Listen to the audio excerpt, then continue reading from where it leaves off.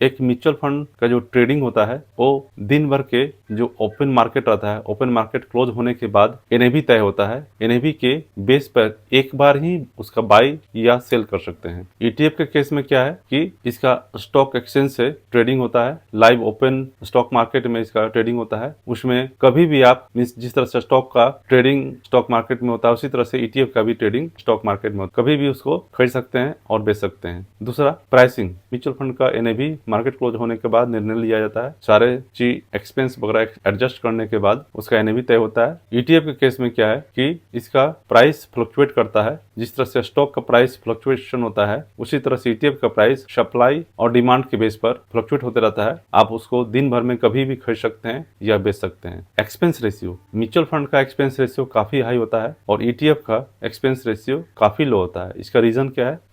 Mutual fund को manage करने के लिए फंड मैनेजर देखता है। जिस म्यूचुअल फंड में कोई स्टॉक अच्छा परफॉर्म नहीं कर रहा है उसका फंड मैनेजर उसको दूसरे स्टॉक से रिप्लेस कर देता है। ईटीएफ के केस में क्या है कि फंड मैनेजर का कोई रिक्वायरमेंट नहीं है। वो इंडेक्स को ट्रैक करता है, उसमें कोई लफड़ा नहीं, कोई भी ज्यादा चेकिंग का कोई जरूरत नहीं है। इसलिए उसका एक्सपेंस रेशियो काफी कम होता है। इसलिए एक्सपेंस रेशियो कम होने के चलते ईटीएफ का अर्निंग थोड़ा ज्यादा हो जाता है। अब इसका एग्जांपल मैं दूं तो आप एक्सिस स्मॉल कैप फंड जो है इसके प्रॉपर्टीज में जाके आप सारा उसका डिटेल देख सकते हैं। उसमें कौन कौन से स्टॉक हैं, पोर्टफोलियो में कौन कौन से स्टॉक हैं, उसका एक्सपेंस रेशियो क्या है, वो किस तरह से परफॉर्म किया है, लास्ट 5 ईयर्स में कैसा उसका परफॉर्मेंस है, वो सारा कुछ आप चेक कर सकते हैं। उसी तरह से आप HDFC SML 250 ETF जो कि इसका परफॉर्मेंस बहुत अच्छा है, इसका प्रॉपर्टीज में आप एक्सपेंस रेशियो, इसका वॉल्यूम सारा कुछ चेक कर सकते हैं। तो मोटा मोटी आप देखिएगा कि म्यूचुअल फंड को जब आप बेचिएगा, आपको फंड का कभी भी रिक्वायरमेंट होगा, म्यूचुअल फंड को बेचना चाहते हैं तो इसका पैसा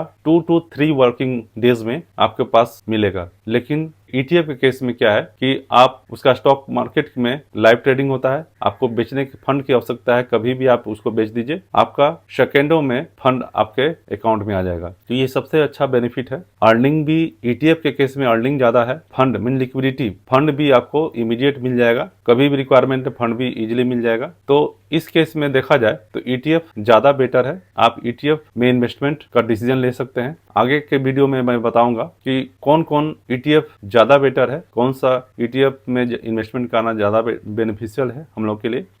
इन्वेस्टमेंट करना आपका डिसीजन है। किसी भी ईटीएफ या फंड को खुद एनालिसिस कीजिए, पास्ट 5 ईयर्स का परफॉर्मेंस देखिए, इसके बाद इन्वेस्टमेंट का डिसीजन बनाएं।